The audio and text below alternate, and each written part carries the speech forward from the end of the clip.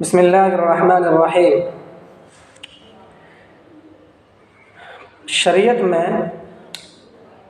قطع رحمی حرام ہے، رشتہ داروں کے ساتھ قطع رحمی حرام ہے۔ اب قطع رحمی کیا چیز ہے یہ سمجھتے ہیں۔ قطع رحمی کا مطلب ہوتا ہے رشتہ دار کا آپس میں ایک دوسرے کے ساتھ میل جول کے ساتھ نہ رہنا، رشتہ دار آپس میں ایک دوسرے سے دوری اختیار کر کے رکھے، رشتہ دار آپس میں ایک دوسرے کے ساتھ ایسا سلوک اختیار کرے کہ بجائے اس کے کہ یہ مل جل کر کے رہے یہ اور دور ہو جاتے ہیں۔ یعنی کوئی کسی لڑائی جھگڑے میں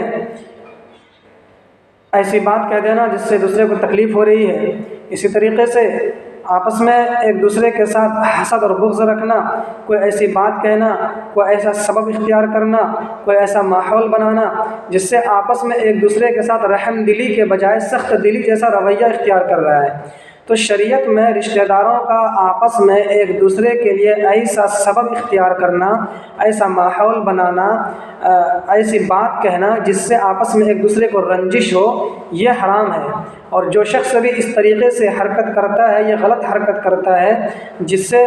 آپس میں محبت کے بجائے نفرت ہو جائے، ایسے شخص پر اللہ تبارک و تعالیٰ قیامت کے دن جنت حرام کر دیں گے۔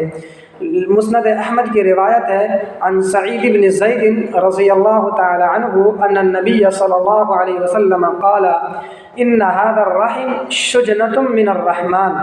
نبی کریم صلی اللہ علیہ وسلم یہ فرما رہے ہیں کہ یہ رشتہ دار رحمان کی ایک شاخ ہے، یعنی کہ جس طریقے سے اللہ تبارک و تعالیٰ انسانوں کے ساتھ رحم و کرم کا معاملہ کرتے ہیں،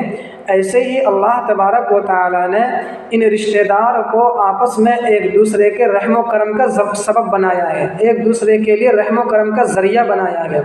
لہذا جو شخص اس صفت رحمان کا خیال نہیں رکھتا، جو شخص رشتہ داروں میں آپس میں پھوٹ ڈال دیتا ہے، لڑائی جھگڑا کرا دیتا ہے، یا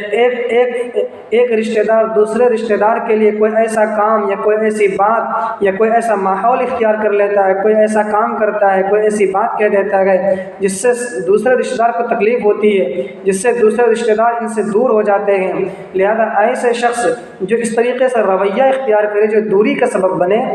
نبی کریم صلی اللہ علیہ وسلم نے فرمایا کہ ایسے شخص کے لیے قیامت کے دن جنت حرام ہو جائے گا۔ فمن قطعها، جس نے رشتہ داروں کے ساتھ دوری اختیار کیا یا دوری اختیار کرنے والے اسباب کو اختیار کیا، تو حرم اللہ علیہ الجنہ، تو اللہ تبارک و تعالیٰ اس کے اوپر جنت حرام فرما دیں گے۔